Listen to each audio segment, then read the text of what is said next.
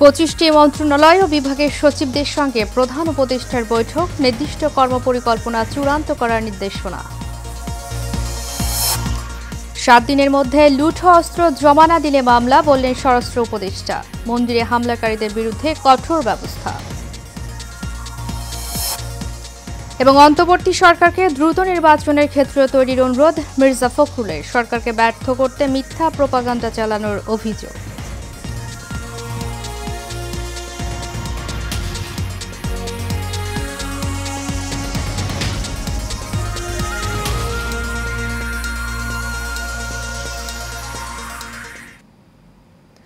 স্বাগত এশিয়ান নিউজে, সাথে আছি আমি উর্মি আক্তার। এতক্ষণ শুনছিলেন বিআরবি কেবল ইন্ডাস্ট্রিজ লিমিটেড সংবাদ শিরোনাম।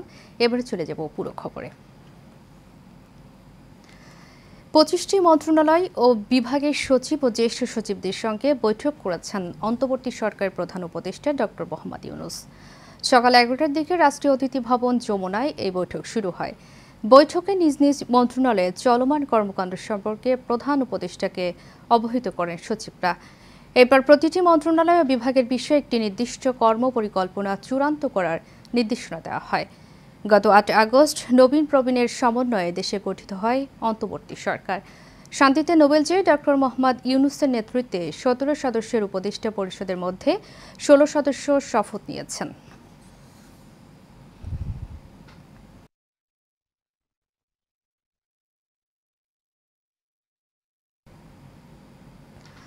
আগামী 7 দিনের মধ্যে লুট হওয়া অস্ত্র নির্দিষ্ট থানায় জমা দেওয়ার নির্দেশ দিয়েছেন স্বরাষ্ট্র উপদেষ্টা অবসরপ্রাপ্ত brigadier general M Sakhawat Hossain. সকালে রাজধানীর সেনানিবাস সিএমএইচে আহত আনসার সদস্যদের পরিদর্শন শেষে তিনি কথা বলেন। শাখাওয়াত হোসেন বলেন, লুট হওয়া অস্ত্র ফেরত না এলে অভিযানে যদি কারো কাছে পাওয়া যায় তার বিরুদ্ধে 2টি মামলা হবে। আন্দোলনে হতাহতের ঘটনায় নিন্দা জানিয়ে তদন্তের আশ্বাস দেন স্বরাষ্ট্র উপদেষ্টা।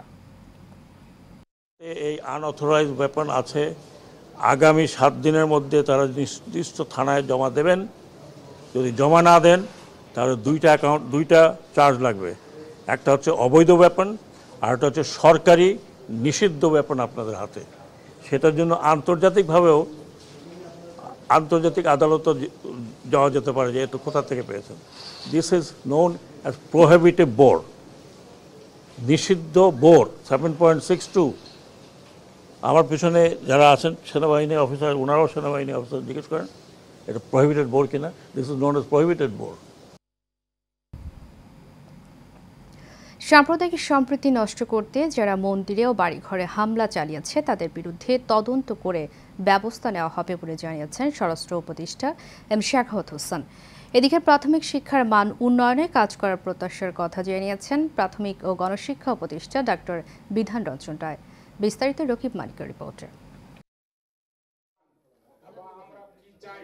দুপুরে সচিবালয়ে স্বরাষ্ট্র উপদেষ্টার সঙ্গে সাক্ষাৎ করেন হিন্দু মহাজোটের নেতারা। এ সময় স্বরাষ্ট্র উপদেষ্টা এম শাখাওয়াত হোসেন বলেন, যারা অন্যের উস্কানিতে মন্দিরে হামলা চালিয়েছে তাদের বিরুদ্ধে ব্যবস্থা নেওয়া হবে। এছাড়া দুর্গাপূজায় ছুটি 3 দিন করার জন্য ক্যাবিনেটে আলোচনা করা হবে বলেও জানান তিনি। পুলিশ ফাংশনে লেট পুলিশ ফাংশন। যদি পুলিশ ফাংশন না করে তখন বলবেন যে জিডি নেয় নাই বা করে নাই। আমি এখন এইটুকুই বলবো যে যারাই গন্ডগোল করবে, পুলিশকে আমি অনুরোধ করছি, যারাই গন্ডগোল করবে গেট রোড অফ দেম। ধর্ম উপদেষ্টা জানান, সনাতন ধর্মাবলম্বীদের হামলা করে দেশের সুনাম নষ্ট করার ষড়যন্ত্র চলছে। এ বিষয়ে সবাইকে সচেতন হতে হবে। ধর্মীয় সংখ্যালঘুদের বাড়িঘর এবং উপাসনালয়ে আক্রমণ হয়েছে, আমরা এটি তীব্র নিন্দা জানাই এবং সংখ্যালঘু সম্প্রদায়ের পাশে ধর্ম মন্ত্রণালয় সব সময় আছে, আগেও ছিল, এখনো আছে, আগামী দিনেও থাকবে। শপথ নেওয়ার পর মন্ত্রণালয়ে সভা করেন প্রাথমিক ও গণশিক্ষা উপদেষ্টা ডাক্তার বিধান চন্দ্র রায়। এ সময় তিনি বলেন, সাক্ষরতার হার বাড়লেও দেশের শিক্ষার মান বৃদ্ধি হয়নি। প্রাথমিক শিক্ষাটা যতটুকু গুরুত্ব পাওয়া উচিত, যেমনটা করা উচিত তেমনটা হয় না। ফলে আমাদের লক্ষ্য থাকবে যেন শিক্ষাটা শুধুমাত্র এখন এক সময় ছিল যখন আমাদের সাক্ষরতার হার খুব কম ছিল। আমাদের শিক্ষার একদিক দিয়ে উন্নতি হয়েছে, আমাদের অবকাঠামোগত অনেক উন্নতি হয়েছে, ফলে সাক্ষরতার হার অনেক বেড়েছে। আমাদের শিশুরা বিভিন্ন রকম শিক্ষা প্রতিষ্ঠানে যাচ্ছে, কিন্তু এই মুহূর্তে যেটা আমাদের প্রয়োজন সেটা হচ্ছে মানের উন্নয়ন করা। শিক্ষার মান বৃদ্ধি নিয়ে কাজ করার জন্য সবার সহযোগিতা চেয়েছেন তিনি। রকিব মানিক, এশিয়ান টেলিভিশন, ঢাকা। পুলিশ সংগঠিত হয়ে স্বাভাবিক কার্যক্রম শুরু করলে সেনাবাহিনী ব্যারাকে ফেরত যাবে বলে জানিয়েছেন সেনাবাহিনীর প্রধান জেনারেল ওয়াকারুজ্জামান। সোমবার দুপুরে শেখ আবু নাসের স্টেডিয়ামে সেনাবাহিনীর টহল কার্যক্রম পরিদর্শন শেষে এক ব্রিফিংয়ে তিনি কথা জানান। Khulna police commissioner Mohammad Mozammel Haque, police super Saidur Rahman এবং জেলা প্রশাসক খন্দকার ইয়াসিন আরফিন এ সময় উপস্থিত ছিলেন।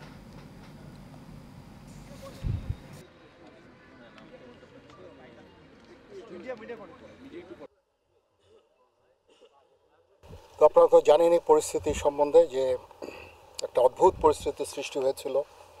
সেখানে একটা অরাজক একটা পরিস্থিতি, সেই পরিস্থিতিতে সেনাবাহিনী ডিপ্লয় হয়। 5 তারিখ এবং তার পরবর্তী সময়টা আরও একটু ভিন্ন, যেখানে অনেক ধরনের অরাজক পরিস্থিতির সৃষ্টি হয়েছে। বিভিন্ন জায়গায় লুটপাট হয়েছে, অগ্নিসংযোগ হয়েছে। তো সেই পরিপ্রেক্ষিতে সেনাবাহিনী কাজ করে যাচ্ছে। বিরোধীরা অন্তর্বর্তীকালীন সরকারকে ব্যর্থ করতে মিথ্যা ও বানোয়াট প্রোপাগান্ডা চালাচ্ছে বলে মন্তব্য করেছেন বিএনপি মহাসচিব মির্জা ফখরুল ইসলাম আলমগীর। সকালে বিএনপি চেয়ারপারসন খালেদা জিয়ার ছোট ছেলে আরাফাত রহমান কোকর ৫৫তম জন্মবার্ষিকী উপলক্ষে রাজধানীর বনানী কবরস্থানে শ্রদ্ধা জানানোর শেষে তিনি এসব কথা বলেন। বিস্তারিত মন্টুলের নামের রিপোর্টে। বিএনপির চেয়ারপারসন বেগম খালেদা জিয়ার ছোট ছেলে আরাফাত রহমান কোকর ৫৫তম জন্মবার্ষিকী উপলক্ষে রাজধানীর বনানী কবরস্থানে শ্রদ্ধা জানায় বিএনপির সিনিয়র নেতারা। এ সময় দলটির অঙ্গ সংগঠনের নেতারাও অংশ নেন। শ্রদ্ধা নিবেদন শেষে বিএনপির মহাসচিব মির্জা ফখরুল ইসলাম আলমগীর বলেন, বিরোধীরা আবারও যে প্রোপাগান্ড চালানোর চেষ্টা করছে, এসব ষড়যন্ত্র রাজপথে প্রতিহত করতে হবে বলেও মন্তব্য তার। সেই গণজাগরণকে সুসংগত করাই এখন আমাদের একমাত্র কাজ। শেখ হাসিনা বলুন আর অন্যান্যরা বলুন, তারা সবাই এখন এটাকে বিভ্রান্ত করার চেষ্টা করবে। জনগণের কাছে আমাদের আবেদন, আপনারা কেউ বিভ্রান্ত হবেন না, অত্যন্ত ঐক্যবদ্ধ থেকে এই যে মুক্তি হয়েছে গণজাগরণ তাকে সুসংগত করার জন্য কাজ করুন। এ সময় তিনি অন্তর্বর্তীকালীন সরকারের কাছে দ্রুত নির্বাচনের জন্য ক্ষেত্র তৈরি করার আহ্বানও জানান। অতি দ্রুত নির্বাচনের জন্য একটা ক্ষেত্র তৈরি করা এবং সমস্ত বিপদগুলোকে কাটিয়ে সত্যিকার অর্থেই একটা মুক্ত বাংলাদেশ নির্মাণ করার জন্য যত তাড়াতাড়ি সম্ভব তারা একটা নির্বাচনের ব্যবস্থা করবেন। নির্বাচনের মধ্যে দিয়ে জনগণের একটা সরকার প্রতিষ্ঠা হবে। সদ্য বিদায়ী স্বৈরাচার সরকারের চক্রান্ত প্রতিরোধ করার সব ব্যবস্থা গ্রহণ করতে জনগণের কাছে প্রত্যাশা ব্যক্ত করেন মির্জা ফখরুল। প্রতি বিপ্লবের যে আশঙ্কা, সেই আশঙ্কা থেকে দেশে মুক্ত করবার জন্য অত্যন্ত সজাগ থেকে রাস্তায় থেকে আমি সেই তাদের যে চক্রান্ত শুরু হয়েছে সেই চক্রান্তকে প্রতিরোধ করবার সকল ব্যবস্থা গ্রহণ করবেন। জনগণের কাছে আমার এই হচ্ছে প্রত্যাশা। মন্ডলের নাম, এশিয়ান টেলিভিশন, ঢাকা। সাভার জাতীয় স্মৃতিসৌধে পুষ্পস্তবক অর্পণ করে মুক্তিযুদ্ধের বীর শহীদদের প্রতি গভীর শ্রদ্ধা নিবেদন করেছেন নবনিযুক্ত প্রধান বিচারপতি সৈয়দ রেফাত আহমেদ। সকাল 7টায় তিনি শ্রদ্ধা জানান। শ্রদ্ধা নিবেদন শেষে প্রধান বিচারপতি সকাল 9:45টার দিকে জাতীয় শহীদ মিনারে পৌঁছে পুষ্পস্তবক অর্পণ করে ভাষা শহীদদের আন্দোলনের শহীদদের প্রতি গভীর শ্রদ্ধা জানান। একই সাথে জাতীয় শহীদ মিনারে বৈষম্য বিরোধী ছাত্র আন্দোলনের শহীদদের প্রতি পুষ্পস্তবক অর্পণ করে শ্রদ্ধা নিবেদন। এ সময় বাংলাদেশ সুপ্রিম কোর্টের আপিল বিভাগের বিচারপতি মোহাম্মদ আশফাকুল ইসলাম, হাইকোর্ট বিভাগের বিচারপতিরা এবং সুপ্রিম কোর্ট রেজিস্ট্রির কর্মকর্তারা উপস্থিত ছিলেন। কর্মবিরতি প্রত্যাহারের পর সড়কে ফিরেছে পুলিশ। সকাল থেকে রাজধানী সহ সারা দেশের বিভিন্ন সড়কে দায়িত্ব পালন শুরু করলেন ট্রাফিক পুলিশের সদস্যরা। এর ফলে প্রায় 1 সপ্তাহ পর শিক্ষার্থী স্বেচ্ছাসেবকদের কাছ থেকে সড়কের দায়িত্ব বুঝে নিচ্ছেন ট্রাফিক পুলিশের সদস্যরা।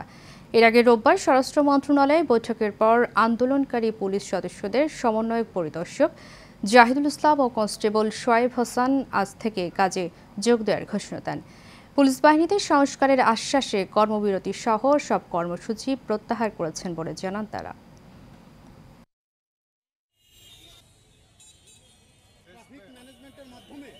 বাংলাদেশের জনগণ আমাদের আশ্বাস, আমার ধারণা যে তারা আমাদের সাথে থাকবে। এই নতুন পুলিশ গঠনে, নতুন পুলিশের নব সূর্যোদয়ে আমাদের আলোর বর্তিকা হবে এই ছাত্ররা।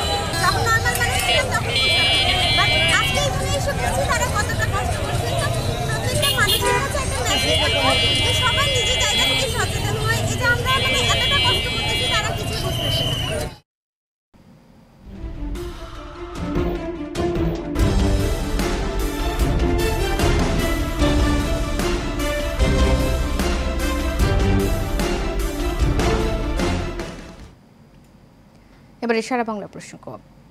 পটুয়াখালীতে হঠাৎ করে বেড়েছে গবাদি পশুর লাম্পি স্কিন রোগ। এতে দিশেহারা খামারি ও প্রান্তিক কৃষক। গত কয়েকদিনে জেলার বিভিন্ন উপজেলায় এই রোগে মারা গেছে অনেক গবাদি পশু। খামারিরা বলছেন, স্থানীয় পল্লী পশু চিকিৎসকের শরণাপন্ন হলে মিলছে না কোনো সমাধান। পটুয়াখালী থেকে জসিমউদ্দিন আহমেদের পাঠানো তথ্যচিত্রে বিস্তারিত জানাচ্ছেন আরফ ইসলাম হিমু। পটুয়াখালীতে হঠাৎ করে গরুর লাম্পি স্কিন রোগ ছড়িয়ে পড়েছে। প্রাথমিকভাবে গরুর চামড়ায় ফুলন্ত এক ধরনের উপসর্গ দেখা দেয়। পরে 2-1 দিনের মধ্যে গরুর শরীর জুড়ে ছড়িয়ে পড়ে এই ভাইরাস। গরম পানি চামড়া যায়, খাওয়াইছি, ওষুধ দিছি, ইনজেকশন করছি, ওষুধ খাওয়াইছি। সর্বশরীরে গোটা গোটা গোটা গোটা, এমনকি একবারে মানে মাটির সাথে একবারে মিশক অবস্থা, কোনো খাওয়া দাওয়া কিছুই নেই। খামারিরা জানান, হঠাৎ করে গরুগুলো ভাইরাস জনিত এই রোগে আক্রান্ত হওয়ায় দুশ্চিন্তায় পড়েছেন তারা। মুখ টুক এগুলোতে হয়, তখন দেখা যায় যে গরুর লালা পড়ে, ইভেন গরু খাওয়া বন্ধ হয়ে যায়। গরুটা ছোট ছোট পক জাতীয় হয়েছে, হওয়ার পর এটা পর্যায়ক্রমে বড় হয়েছে। বড় হওয়ার পর এটা ফাইটে গেছে, গিয়ে ফাইটে যাই বা মাংস খইয়ে খইয়ে খইয়ে খইয়ে পড়ে গেছে। পরিপূর্ণভাবে এখন চাইতে হয় না, একটু ঘাস টাস আর কি একটু খায়। জেলা প্রাণী সম্পদ কর্মকর্তা বলছেন, রোগ প্রতিরোধে খামারিদের পরামর্শ দেওয়ার পাশাপাশি সচেতনতা বাড়াতে কাজ করছেন তারা। আমরা আমাদের দপ্তর থেকে সর্বাত্মক সহযোগিতা করার চেষ্টা করতেছি, মানুষকে সচেতন করার চেষ্টা করছি। এর জন্য উঠান বৈঠক, লিফলেট বিতরণ এগুলা চালিয়ে যাচ্ছি। যেহেতু এটা একটা ভাইরাস জাতীয় রোগ, তাই এর আসলে ভ্যাকসিন সব থেকে সর্বোৎকৃষ্ট পন্থা এই রোগকে প্রতিরোধ করার। তো এই ক্ষেত্রে আপনাদের আগে থেকে ভ্যাকসিন দিতে হবে। সুস্থ অবস্থায় গবাদি পশুকে ভ্যাকসিন প্রয়োগ করতে হবে। 2019 সালে প্রথম লাম্পি স্কিন রোগ দেখা দেয় পটুয়াখালীতে। সঠিক চিকিৎসা না পাওয়ায় মারা যাচ্ছে অনেক পশু। তাই সহযোগিতার দাবি খামারিদের। আরফ ইসলাম হিমু, এশিয়ান টেলিভিশন। কোটা সংস্কার আন্দোলনে শহীদ মুগ্ধ স্মরণে রাজধানীর উত্তরায় মিলাদ মাহফিল হয়েছে। একই সঙ্গে আন্দোলনে আহতদেরও আর্থিক সহায়তা এবং উত্তরাতে স্বেচ্ছাসেবক শিক্ষার্থীদের মাঝে খাবার বিতরণ করা হয়। উত্তরা প্রিয়াঙ্কা সিটিতে এই আয়োজন করা হয়। এ সময় শহীদ মুগ্ধর ভাই সহ স্থানীয় গণ্যমান্যরা উপস্থিত ছিলেন।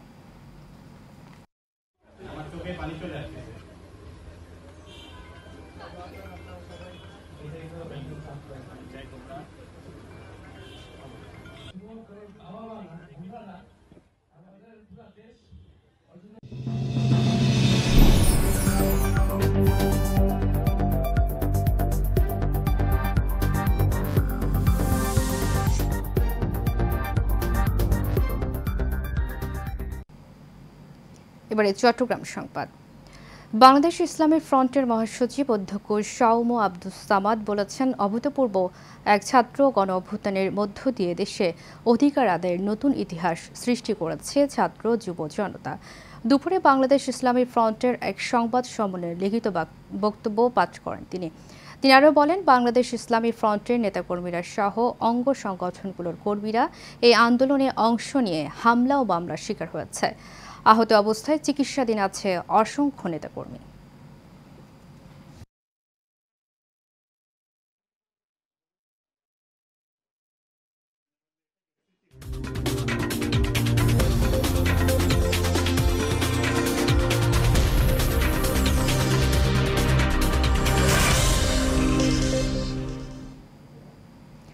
এবারে খেলার খবর। ক্লাব প্রীতি ম্যাচে লুইস দিয়াজের জোড়া গোলে সেভিয়াকে 4-1 গোলের ব্যবধানে হারিয়েছে লিভারপুল। অ্যানফিল্ডে প্রথমার্ধে ৩-০ ব্যবধানে পিছিয়ে পড়ে মূলত ম্যাচ থেকে ছিটকে যায় সেভিয়া। গোল করেন দিয়াগো জোটা ও লুইস দিয়াজ। এরপর ৬৬তম মিনিটে স্প্যানিশ দলটির হয়ে ব্যবধান কমান পিকে। পরের মিনিটে ট্রেন আয়োনির করা গোলে জয় নিশ্চিত করে মাঠ ছাড়ে লিভারপুল।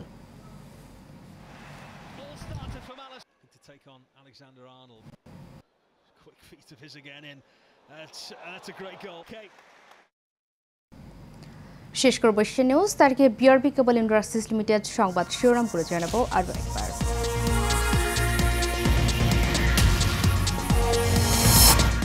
25টি মন্ত্রণালয় ও বিভাগের সচিবদের সঙ্গে প্রধান উপদেষ্টার বৈঠক, নির্দিষ্ট কর্মপরিকল্পনা চূড়ান্ত করার নির্দেশনা। 7 দিনের মধ্যে লুট হওয়া অস্ত্র জমা না দিলে মামলা, বললেন স্বরাষ্ট্র উপদেষ্টা। মন্দিরে হামলাকারীদের বিরুদ্ধে কঠোর ব্যবস্থা। এবং অন্তর্বর্তী সরকারকে দ্রুত নির্বাচনের ক্ষেত্র তৈরির অনুরোধ মির্জা ফখরুলের। সরকারকে ব্যর্থ করতে মিথ্যা প্রপাগান্ডা চালানোর অভিযোগ।